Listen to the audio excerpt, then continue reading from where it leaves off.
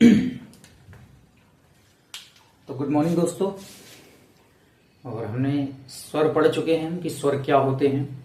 स्वर स्वतंत्र होते हैं, ये बिना किसी की सहायता से बोले जाते हैं, लिखे भी जाते हैं। लेकिन जो व्यंजन होते हैं वो स्वरों के ऊपर ही निर्धारित होते हैं।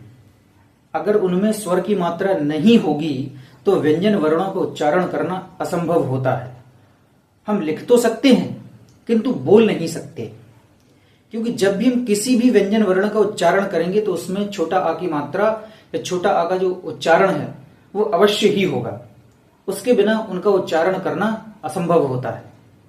तो अब हम समझते हैं कि व्यंजन क्या होते हैं। बेसिकली व्यंजन सब जानते हैं कि व्यंजन क्या होते हैं। इसका जो शुद्ध रूप होता है वो कुछ इस प्रकार से लिखा जाता है। व्यंजन। अब व्यंजन होते क्या हैं? तो जिन वर्णों का उच्चारण स्वरों की सहायता से होता है, स्वरों की सहायता से होता है, वे व्यंजन वर्ण कहलाते हैं। जिन वर्णों का उच्चारण स्वरों की सहायता से होता है वे व्यंजन वर्ण कहलाते हैं। हमेशा याद रखना है। अब व्यंजन जो होते हैं वो कुल होते हैं 33। जो व्यंजनों की संख्या, जो मुख्य रूप से जो संख्या होती है वो व्यंजन वर्णों की संख्या 33 या 33 मानी जाती है। और जो स्वरों की संख्या होती है वो 11 या 11 मानी जाती है। ये कुछ बेसिक सी चीजें जो एग्जाम में पूछी जाती हैं कि हिंदी वर्णमाला में स्वरों की संख्या कितनी होती है, तो 11 होती है। व्यंजनों की संख्या कितनी होती है, तो 33 होती है। ये मुख्य चीजें हैं जो याद रखनी है। 33 होते हैं। इनमें बहुत सारे वर्ग होते हैं, क्योंकि जो का से लेकर के ज्ञा तक हैं उसमें सारी चीजें की चीजें इंक्लूड होती हैं। आगे आ से लेकर के ज्ञा तक भी होता है। तो आ से लेकर के आओ तक तो हमने स्वरों को समझ लिया कि जो आ से लेकर के आओ तक है ये तो सभी स्वर हैं। इसके बाद जो अंग और आहा है, अंग और आहा है, ये हैं आपकी अयोगवाह, अयोगवाह हैं। इसके बाद अब जितनी भी बचे का से लेकर के ज्ञा तक, हम उनका विभाजन देखेंगे कि व्यंजन कितने प्रकार के होते हैं, कैसे उनको डिवाइड किया जाता है।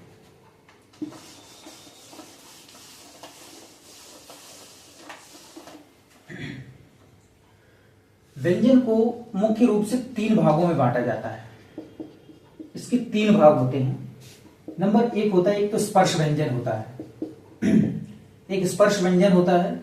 दूसरा ऊष्म व्यंजन होता है और तीसरा अंतस्थ व्यंजन होता है।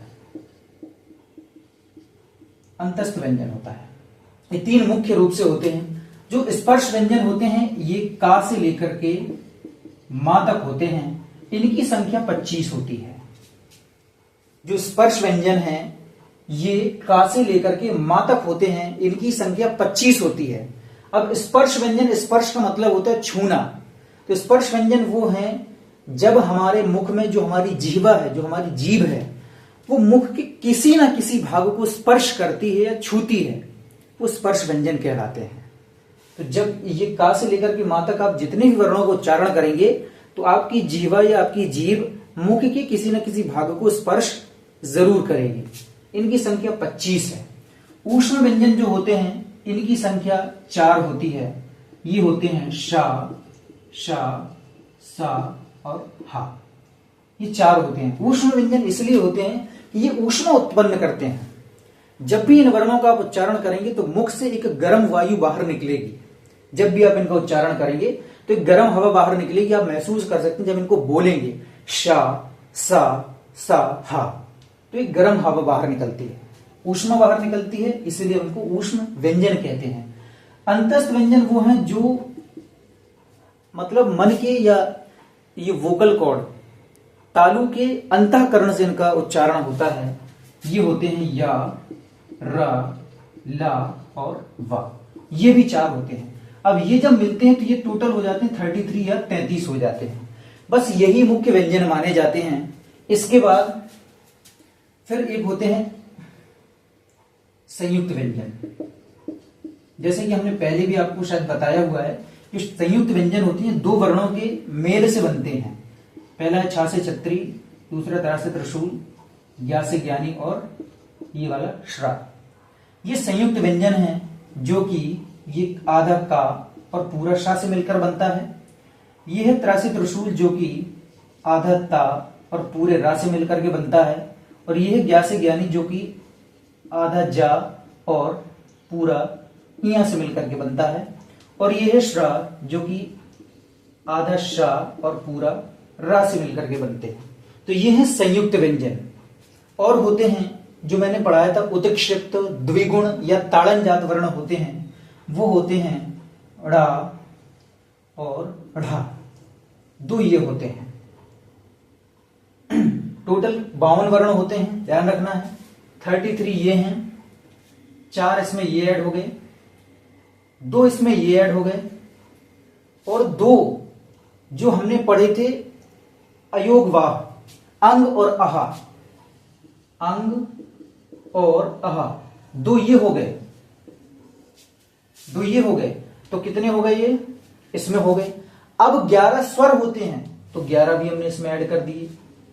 अब तो कुछ बचा नहीं, अब हम इनको जोड़ देते हैं। 4 4 3 7 2 9 2 11 और एक 12 की 2 ऐड करेंगे, एक और एक और एक, 2 3 5, टोटल हो गए 52 वर्ण। ये हमने इनका विभाजन कर दिया कि कितने होते हैं। स्वर मैंने लिख दे रहा हूं ताकि क्लियर हो जाए। स्वर होते हैं 11, अयोगवाह होते हैं 2, ताड़नजात उत्क्षिप्त या द्विगुण वर्ण होते हैं 2, संयुक्त व्यंजन होते हैं 4, अंतस्थ व्यंजन होते हैं 4, ऊष्म व्यंजन होते हैं 4, स्पर्श व्यंजन होते हैं 25, का से लेकर के मा तक। ये कुल वर्ण थे। अब आगे बात करते हैं इनके वर्ग की। ये चीजें सब लिखते जाना, नोट डाउन करते जाना इन चीजों को, ताकि हम कुछ भी भूलें नहीं। अब हम वर्ग देखते हैं। वर्ग क्या है? वर्ग होते हैं, एक तो होता सबसे पहले का वर्ग। मैंने बताया है, जब मैंने पंचमाक्षर या पंचम वर्ण पढ़ाया था तब मैंने इसका जिक्र किया था। एक होता है चा वर्ग, एक होता है टा वर्ग, एक होता है ता वर्ग और एक होता है पा वर्ग। ये वर्ग होते हैं 5 और इन्हीं के आधार पर व्यंजन वर्णों को डिवाइड किया जाता है, बांटा जाता है। का वर्ग में का, खा, गा, घा और इंगा, ये 5 वर्ण आते हैं। चा वर्ग में चा, छा, जा, झा और इया। फिर टा वर्ग में टा, ठा, डा, ढा, अणा। ऐसी ता वर्ग में ता, था, दा, धा और ना। वैसी पा वर्ग में पा, फा, बा, भा और मा। मैंने बताया था कि ये वाले जो वर्ण होते हैं ये पंचमाक्षर या पंचम वर्ण होते हैं। पंचमाक्षर या फिर पंचम वर्ण बोला जाता है इनको। ठीक। अब ये जो है ये वर्ग है इनके। जब भी का वर्ग की बात होगी तो उसमें का, खा, गा, घा, इया 5 वर्ण आएंगे। जब भी चा वर्ग की बात होगी तो ये सारे के सारे 5 वर्ण आएंगे। जब भी टा वर्ग की बात करेंगे तो ये आएंगे। जब भी ता वर्ग की बात की जाएगी तो ये सभी आएंगे। जैसे मैंने अगर बोल दिया कि धा कौन से वर्ग का वर्ण है तो आपको बताना है जो धा है वो ता वर्ग का वर्ण है। जब भी आपसे पूछा जाएगा कि पा वर्ग में कितने वर्ण आते हैं तो आपको बताना है पा, फा, बा, भा, मा, ये सभी आते हैं। पूछा जाएगा कि ये जो माँ है ये किस वर्ग में आता है तो आपको बताना है पा है, माँ है, ये पा वर्ग में आता है। आगे चल के ये भी पूछा जाता है कि का वर्ग का दूसरा वर्ण कौन सा होता है तो का वर्ग का दूसरा वर्ण खा होता है। इस तरीके से पूछे जाते हैं। ठीक, इतना याद रखना, ये पंचम वर्ण है, ये सभी इनके वर्ग हैं। अब इनमें व्यंजन वर्णों को बांटा जाता है घोष, घोष या कंपन के आधार पर। घोष या कंपन के आधार पर इनको बांटा जाता है। 2 प्रकार से बांटा जाता है। एक तो होता है सघोष एक होता है आघोष। अब ये सघोष और आघोष है क्या? तो घोष मतलब होता है कि घर्षण, घर्षण होना, और कंपन मतलब चीजों का कंपन करना या मुंह का कंपन करना, जीभ का कंपन करना, वोकल कॉर्ड या तालु का कंपन करना। ये जब कंपन उत्पन्न होता है जिन वर्णों को बोलने में, वो सघोष होते हैं। सा मतलब सहित, और जो आघोष होते हैं, आ का मतलब होता है नहीं, तो जिनमें घोष उत्पन्न नहीं होता है वो अघोष वर्ण होते हैं। तो जब भी बात की जाएगी सघोष वर्णों की, तो सघोष में हमें ध्यान रखना है, सघोष में वर्ग का तीसरा, चौथा, पांचवा, वर्ग का तीसरा, चौथा, पांचवा, ये सभी सघोष वर्ण होते हैं। क्योंकि जब भी आप इनको बोलेंगे तो वो एक घर्षण उत्पन्न होगा। इनमें घर्षण उत्पन्न नहीं होगा, लेकिन जब आप इनको बोलोगे तो इनमें घर्षण उत्पन्न होगा। बोल करके देख लीजिए, आप का बोलेंगे कोई घर्षण उत्पन्न नहीं, खा बोलेंगे कोई घर्षण, लेकिन जब गा बोलेंगे, गा, तो पूरा गला वाइब्रेट करता है, घा बोलोगे तो भी वाइब्रेट करता है। तो जब घर्षण उत्पन्न होता है तो उन्हीं को हम सघोष वर्ण कहते हैं। और जब आघोष की बात होती है तो आघोष में वर्ग का पहला और दूसरा, तो वर्ग का पहला और दूसरा वर्ण ये अघोष वर्ण होते हैं।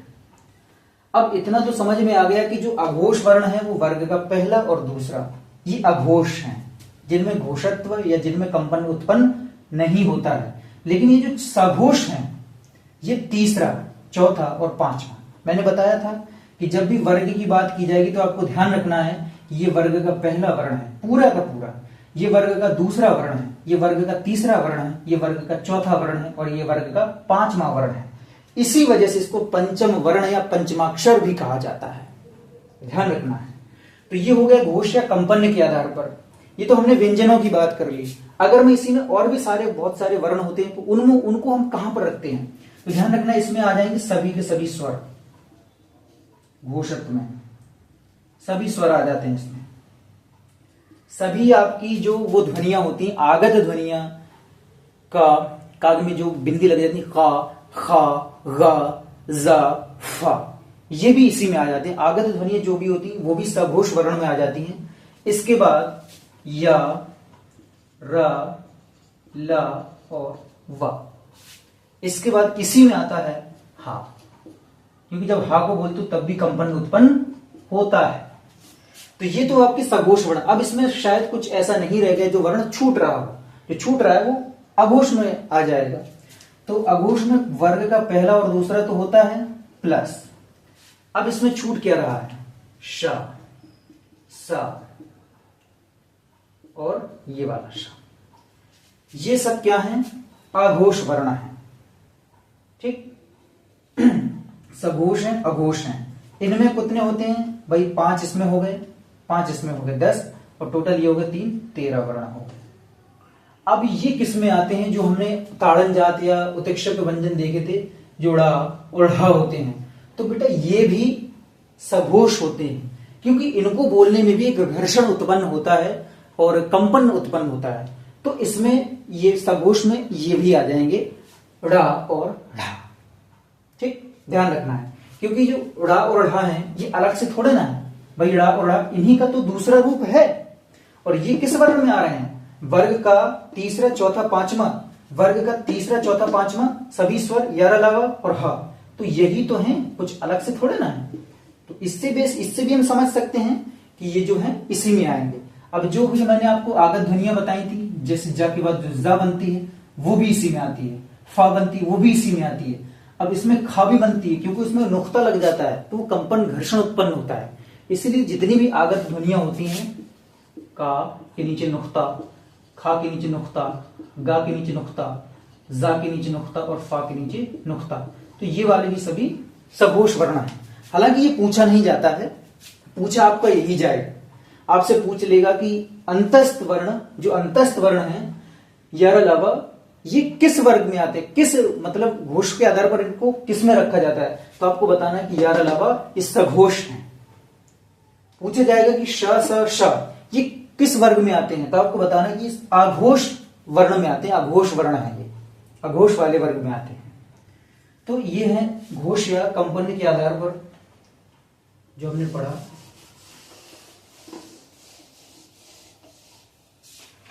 हरे कृष्ण। अब देख लेते हैं प्राणत्व के आधार पर। प्राणत्व के आधार पर दूसरा है प्राणत्व के आधार पर। तो प्राणत्व के आधार पर भी इसको दो भागों में बांटा जाता है। एक होता है अल्प प्राण, एक होता है महाप्राण। तो एक होता है अल्प प्राण और दूसरा होता है महाप्राण। तो दो भागों में बांटा जाता है। एक होता है अल्प प्राण और दूसरा होता है महाप्राण। अब जैसा कि इनके शब्दों से ही हमें समझ में आ रहा है, अल्प का मतलब होता है छोटा और महा का मतलब होता है बड़ा।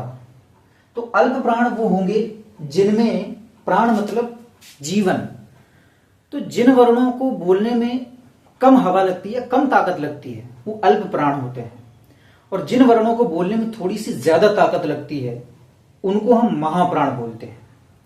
तो जो अल्प प्राण होते हैं वो पहला, तीसरा, पांचवा। तो अल्प प्राण में जो है वो वर्ग के पहले, तीसरे और पांचवें, ये अल्प प्राण है।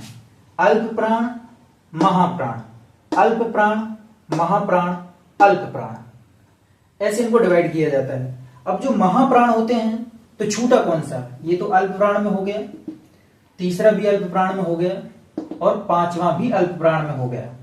तो अब बचा क्या, दूसरा और चौथा। तो ये आ जाते हैं दूसरा और चौथा, ये महाप्राण वर्ण है। अब ये कैसे बांटा जाता है, तो जब भी आप का को बोलेंगे तो बड़ी आसानी से बोल लेंगे और जल्दी बोल देंगे, लेकिन जब खा को बोल देंगे तो इससे ज्यादा ताकत लगेगी। आपने बोला का, फिर बोला खा, तो ज्यादा ताकत लगी, ज्यादा वायु मुख से बाहर निकली, इसीलिए इनको महाप्राण बोलते हैं। तो वर्ग का पहला, तीसरा, पांचवा ये तो हो गए अल्प प्राण, और इसमें सभी स्वर आते हैं, सभी के सभी स्वर भी इसी में आ जाते हैं।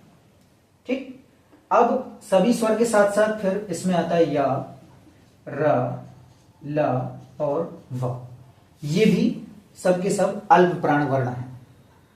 अल्प प्राण में एक जो ताड़न जात होते हैं, जो उत्कृष्ट, उसका ये नीचे अड़ा, ये भी आता है। महाप्राण में दूसरा और चौथा, इसके बाद शा, शा, सा और हा, और दूसरी चीज जो ताड़न जात का ये वाला है, ये भी महाप्राण वर्ण में आता है। अब जो अंग और आहा बचे, तो आहा को हम रख देंगे महाप्राण में, क्योंकि इसको बोलने में ज्यादा टाइम लगता है, और अंग को रख देंगे हम अल्प प्राण में। हो गया इनका डिवाइडेशन। तो अल्प प्राण और महाप्राण, वर्ग का पहला, बस वर्ग की जब भी बात होगी तो तुरंत आपको देखना है, एक का वर्ग में का, खा, गा, गा, अंगा, चाचा, जाजा, टाटा, डडाना, ताथा, ददना, पापा, बाबा, मां, और जो लास्ट में वो पंचम वर्ण है। अब डिवाइड कर लेना कि पहले में आते हैं कचट तप, ख छठ थप, गजड धब, गजड दब, घजढ धब और इंगण नम। इस तरीके से भी याद कर सकते हो। तो जब भी बोला गया वर्ग का पहला, तीसरा, पांचवा, तो पहला मतलब का, तीसरा मतलब का के बाद खा, गा, और पांचवा मतलब लास्ट वाला। सभी स्वर आ से लेकर के अव तक, यार अलावा, और ये ताड़न जात का ये वाला, ड़ा वाला और अंग। और महाप्राण में दूसरा, चौथा, श, श, स, ह, ढ और अह, ये सभी प्राणत्व के आधार पर इनको बांटा जाता है। ठीक है, अब हम बात करेंगे व्यंजन वर्णों में, व्यंजन वर्णों के, या सभी कहें तो सभी वर्णों के विषय में ही हम पढ़ रहे हैं, क्योंकि हमने सभी को बांट करके बता दिया है कि स्वरों में कौन से सघोष होते हैं, व्यंजन में कौन से सघोष होते हैं, कौन से अल्प प्राण होते हैं, कौन से महाप्राण होते हैं। लगभग अपन दोनों चीजें लेकर के चल रहे हैं। ऐसे नहीं कि अगर हम व्यंजन के बारे में पढ़ा रहे हैं तो व्यंजन को ही बताएं, वो तो बहुत इजी हो जाएगा, लेकिन एक साथ सारी चीजें लेकर के चलेंगे तो हमारे लिए ज्यादा इजी रहेगा। ठीक है, तो अब हम देख लेते हैं उच्चारण के आधार पर कैसे इनको बांटा जाता है? उच्चारण के आधार पर भाई, उच्चारण मतलब कि हम जैसे बोलते हैं ना कि इस वर्ण का उच्चारण कंठ से हो रहा है, इस वर्ण का उच्चारण तालु से हो रहा है, किन्हीं किन्हीं वर्णों का उच्चारण कंठ तालव्य दोनों से होता है, किसी का उच्चारण नासिका से होता, उस तरीके से हम बांट के देखते हैं कैसे इनको बांटा जाता है। तो सबसे पहले तो मैं एक बहुत बेसिक सी चीज बताता हूं, जो मैं बताऊं उसको ध्यान से सुनना। मुझे नहीं पता कि ये लाइन जो मैं लिखूंगा ये एकदम सही है या नहीं है, लेकिन मैंने जैसा याद किया है वैसे मेरे लिए एकदम परफेक्ट है। मैं उस तरीके से मैंने पूर्ण रूप से याद कर लिया है, मैं कभी भूलता नहीं हूं और शायद आपको भी याद हो जाए। ठीक है, तो मैं वैसे ही बताता हूं। सबसे पहला है आ उ ह विसर्ग, विसर्ग नाम कंठ। ठीक, दूसरा है इचु यशा नाम तालव्य। तीसरे में आता है ऋतु र श नाम मूर्धन्य।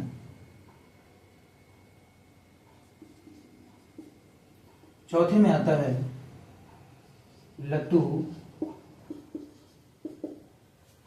और उपूर्ध्व मानीय नाम ओष्ठ। ये हैं, इस तरीके से हम इनको बांट सकते हैं। इसमें सारे के सारे वर्ण हैं, पूरे स्वर हैं, सभी सारे के सारे व्यंजन हैं, सबका हमने विभाजन कर दिया है। पूछा जाएगा कंठ को किस में रखते हैं, कंठ में कौन कौन से वर्ण आते हैं जो तुम्हें ध्यान रखना है। आ कु ह विसर्ग, तो आ से छोटा आ आएगा और इसका बड़ा भैया भी आएगा, बड़ा आ। का दिख रहा है तो का से का वर्ग के सारे वर्ण, का खा गा घा इंगा, और हा भी आएगा। और विसर्ग मतलब के आहा वाला, विसर्ग मतलब यही होता है। और नाम से हमें कुछ नहीं, बस नाम से हमें याद रखना है कि हाँ ये नाम उनका। ई से ई तो आएगी और इसकी बड़ी बहन भी आएगी। चा से चा वर्ग के सारे वर्ण आ जाएंगे, चा छा जा जा इया। इसमें या भी आएगा, इसमें शा भी आएगा, ये सब तालव्य से बोले जाएंगे। ऋषि आएगा मूर्धन्य वाले पे, टा से टा ठा डा डाना, टा वर्ग के सारे वर्ण, और रा भी आएगा, और शा ये पा वाला शा आएगा, और ये मूर्धन्य से बोले जाएंगे। ठीक, अब ला तो आता है, और फिर ये ता था दा धा न, ता वर्ग के सारे वर्ण इसी में आएंगे, और ना भी इसी में आएगा, सा भी इसी में आएगा। ये होगी दंतव्य में, मतलब दंत से बोले जाएंगे। और छोटा ऊ, इसका बड़ा भैया बड़ा ऊ। पा से पा फा बा भा मा, पा वर्ग के सारे वर्ण, और ये सब ओष्ठ से बोले जाएंगे। मतलब कि जो भी ओष्ठ वाले वर्ण होंगे उनमें ओष्ठ का जरूर कोई ना कोई अहम रोल होगा। तो जब भी आप छोटा ऊ बोलें या बड़ा ऊ बोलें या पा से वर्ग के इतने भी वर्ण बोलेंगे तो आपके ओष्ठ जरूर चलेंगे, जो कि आपको महसूस होगा कि हाँ ये चिपक रहे हैं, आपस में टकरा रहे हैं। जैसे मैंने बोला ऊ, तो ये ज्यादा बाहर निकले, बड़ा ऊ।